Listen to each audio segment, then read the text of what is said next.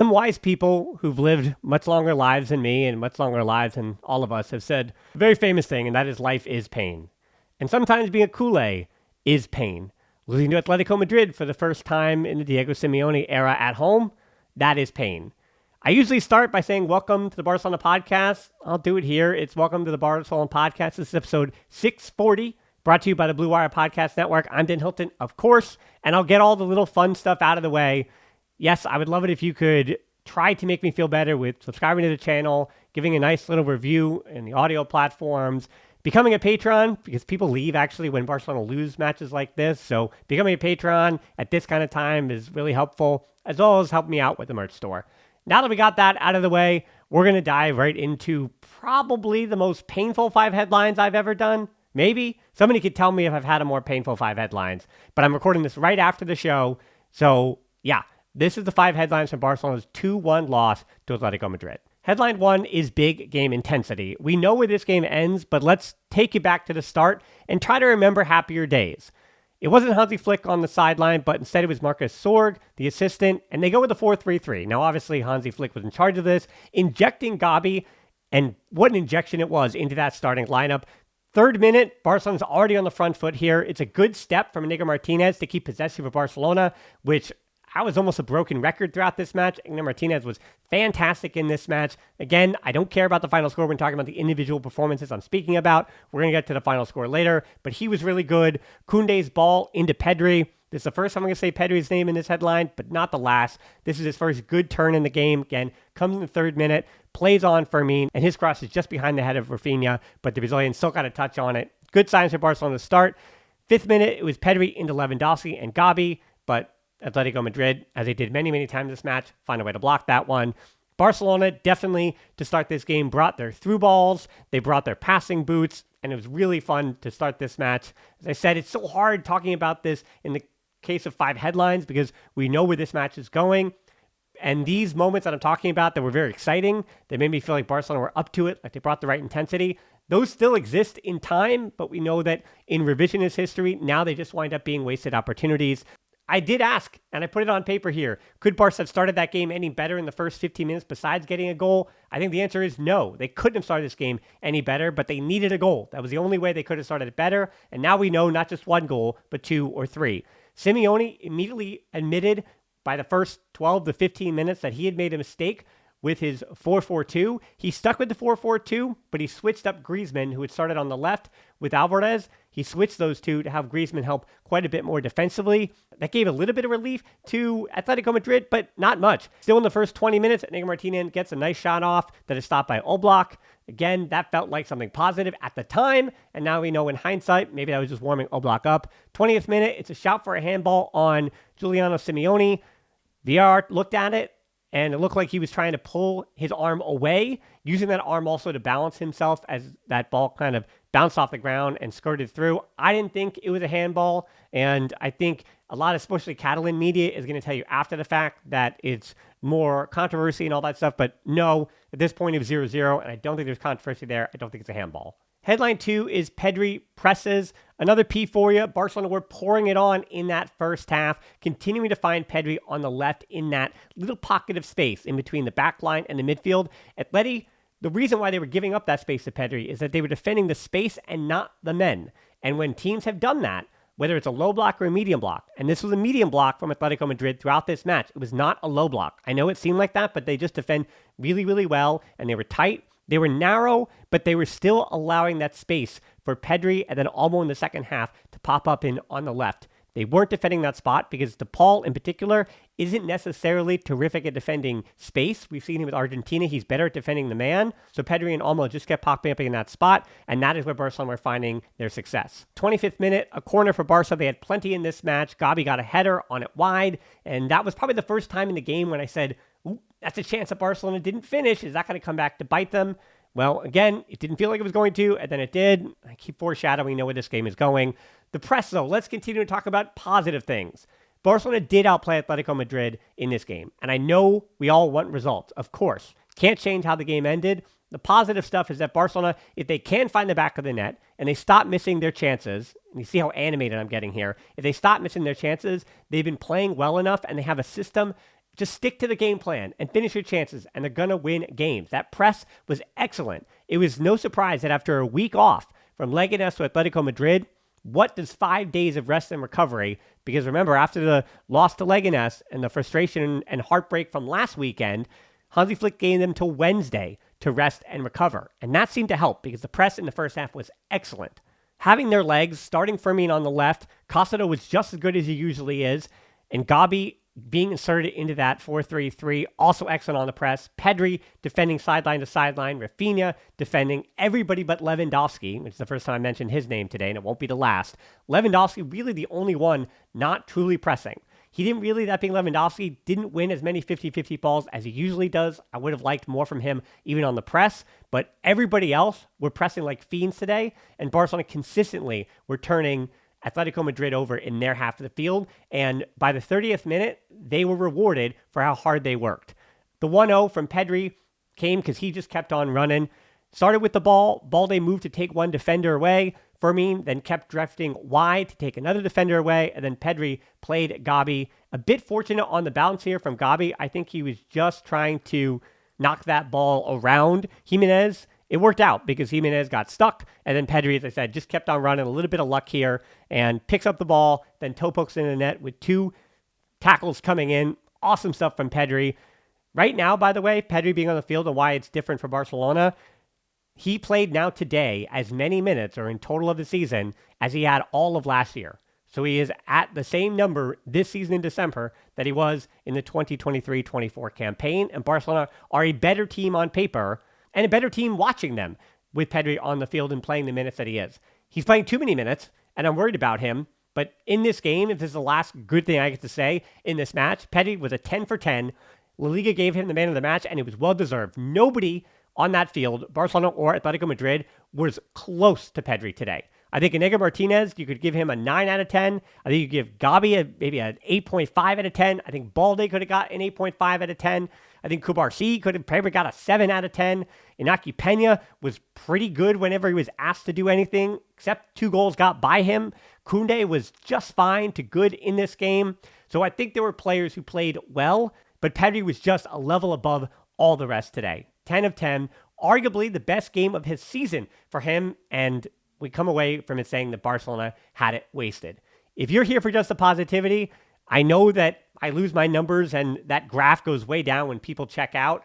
But hey, if you're here for just the positivity, this is probably the time for you to hit that off ramp.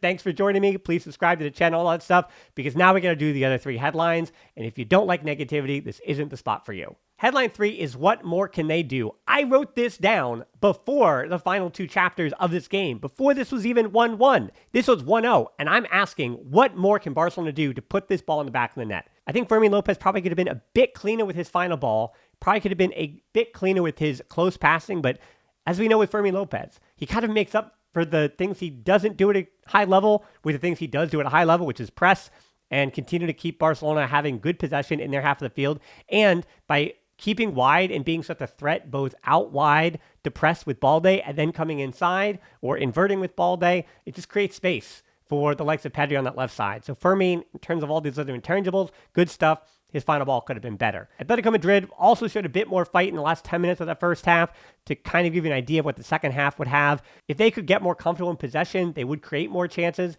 because they ended that first half with 0 shots. So obviously 0 shots on target. They didn't seem to be as aggressive as they normally are. And while Jimenez was probably their best player, there was still so many times when Barrios or the midfielders and Llorente coming up from the right were getting bypassed. So for all the good moments Atletico Madrid had, their fans were absolutely incensed because they had one of their worst 45 minutes of the season in that first half. 48th minute now, jumping ahead to the second. What a save by Oblak on Fermin. Just got enough of the foot on it. He came out and shut down the angle. And that was one of, as we know, 3 gigantic saves for Oblak that make your blood run cold. Because would Ter Stegen have made that stop? Would Iñaki Peña have made that stop? These are stops that Oblak makes, but not all the time. But he did in this game. So he gets that stop on Fermin Lopez. Castro had kept that ball in, but Barcelona could not find the back of the net. Fermin, I said, just waiting on that goal, waiting for the floodgates to open for him, but could not find the back of the net. And all this does start, as I said, because of the Barca press. Atleti turning it over in their own half, picked up by Rafinha, and going to work. as I already said too, there was so many moments that were really positive from this match that it's frustrating that we don't get to celebrate. About 10 minutes into that second half, there was a masterclass, and I mean a masterclass at getting the ball out of your own third of the field. Barcelona getting it out of their own half with Balde, Pedri, Gavi, and Castro. Said those close combinations, being so patient, waiting for the man, shielding the ball, making the right pass at a tight angle. This was really, really great stuff, and I'm so frustrated that we don't get to celebrate and be happy about it because everyone is just upset about how this final result wound up being, me included. Witsel comes on for Jimenez. That was a huge loss, or at least it should have been for Atletico Madrid, because Witsel immediately gets a yellow, having been on the field for less than 2 minutes. 57th minute, Koundé getting stuck in with a tackle. It spills to Pedri, with Gallagher then pushing forward. So we talked about the space that Pedri found in the first half. Well, in the second half, he found that space because Gallagher was pushing higher up the field, which is what they had to do. Simeone and Atletico Madrid had to try to move up the line of confrontation, but because that ball found its way to Pedri, Pedri then had that space. He released it early with the chip to Rafinha, but then Rafinha's chip hitting the crossbar. At that point, everything was so tight. You could feel that. The players were tight. We were tight. Everybody was frustrated because you felt like something bad was going to happen, but yet there were so many chances. And the crossbar denying Rafinha again for the second straight match, and then that being 0 points, that is just unfair. That is heartbreaking.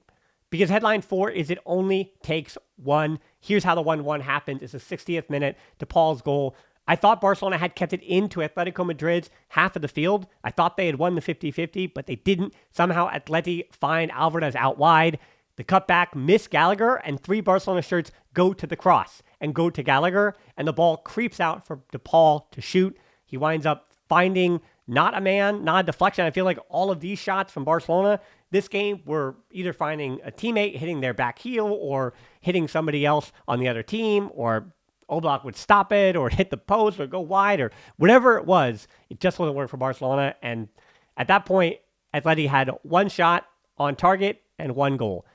Just really frustrating. So at that point, Hansi Flick threw Sorg on the sideline, had to change something up. 64th minute, Fermin for Olmo and Gavi for Ferran Torres as we head into this game's final many chapters. Headline 5 is no way, no how, and this is going to apply to all of it. This is the most heartbreaking headline that I have done this season because there is no reason why Barcelona did not come away with not just the 1 point in this match, but all 3 at this point. 76th minute, the miss of the season, maybe the miss of the decade so far. Can somebody remind me of one that was worse than this one? Was it offside though? Because if it was offside, it nullifies this. If that was onside, this is the miss I'm talking about by Lewandowski. Rafinha over the top to Ferran Torres at the back post. Ferran Torres plays it well. The square ball into Lewandowski, but it gets caught in his feet. He is right in front of goal. He just has to tap it in, and he doesn't. If this is offside, again, negate everything I'm saying, but if this is onside, this is the worst miss I have seen in a long time. Heartbreaking stuff. The other side, Naki Pena, within a minute. Good save by him. Immediately the other way on Barrios that keeps Barcelona in this match at that point. It's a great save with an outstretched leg. And I just said in the first half that Oblak, and now the second too, that Oblak is going to make saves that keeps you in matches and wins Atletico Madrid points. When Naki Pena, that save should have won Barcelona at least 1 point in this game. 80th minute, Castro had completely run out of steam, so Eric Garcia comes on for him. Pedri had also run out of steam, and so had Balde, but they were just too important. You can't put Gerard Martin in that situation, and even with how Pedri was playing in that game, you don't take him off for De Jong because you lose so much of what Pedri was giving you. Olmo also got his chances, just like he did against Leganés. The Olmo chance comes because Balde did so well. I said Balde had a good game too, to take the ball towards net and attract 2 players to him. Dinks it off to Olmo, but he goes wide with it. 86th minute, another one. Rafinha gets in behind. Another incredible pass from Pedri and control by Olmo right before that to set Pedri loose. But Oblak, save number 2, that you could put that one up in a museum because Oblak, another terrific save on Rafinha with the knee. The shot probably from Rafinha should have had more lift, but it didn't. He tried to go underneath Oblak, but he got down enough. Then the third one, this time on Pedri, who got in behind, and Oblak cuts down the angle. Pedri puts the ball maybe a bit too far out in front of him, but he also, that being Oblak, got big, closed down the angle, and then Barcelona are still sitting at 1-1. And then finally the 2-1 at the death with, 15 seconds left in the game. I don't need to tell you the final score. Sorloth goal, Rafinha gives it away, and Barcelona have all their numbers pushed forward. Rafinha on the counter. Balde, who's been burning his fuel all game long, he makes that 70-yard sprint back, but cannot get back in time. I just wonder, and this is the unfair part of football, this is the no way, no how of this. How does Molina's cross get through both Kubarsi and Rafinha? Balde, again, was backtracking as well. Sorloth, he only needed one touch, pushed it on goal with one touch. That's how unfair football is. It seemed like Atletico Madrid had 2 opportunities to get really lucky in this game. They had 3 in total, and Aki Pena stopped one of them. The other 2 were both put in the back of Barcelona's net. How many chances did they need? This is 3 home defeats in a row. This is also Diego Simeone's first win away to Barcelona in his time in charge of Atletico Madrid. That is an entire history in itself that Simeone was unable to get over the hump of beating Barcelona. Maybe this is Atletico Madrid's year. They're now on the top of the table, and Barcelona and Real Madrid are going to be heading into the winter break looking up at them. So maybe this is Atletico Madrid's year. 2024, certainly the second half of it could have been the year of Lewandowski, but I know a lot of comments are going to be about what to do about him. I know a lot of comments are going to be about that Barcelona should just get rid of the league now and say, go all in on Champions League. But you don't do that. You play every match. You try to. And you can't just rest Lamine Yamal and then throw him in the Champions League and hope that he's going to be in top form. It doesn't work that way. And I don't know if Barcelona have the depth to rotate as heavily, but I bet they do. The names are on paper on the bench there. And Gabi, I thought he was out of form, but he showed us otherwise. So Hansi Flick, he's got his work cut out for him. He was on the sideline for this one because, I'd love to see what his reaction would have been. It would I think it would have been just absolute, just apoplectic, nothing, a blank stare. That's almost what I had. That's almost what I have now. So I don't know.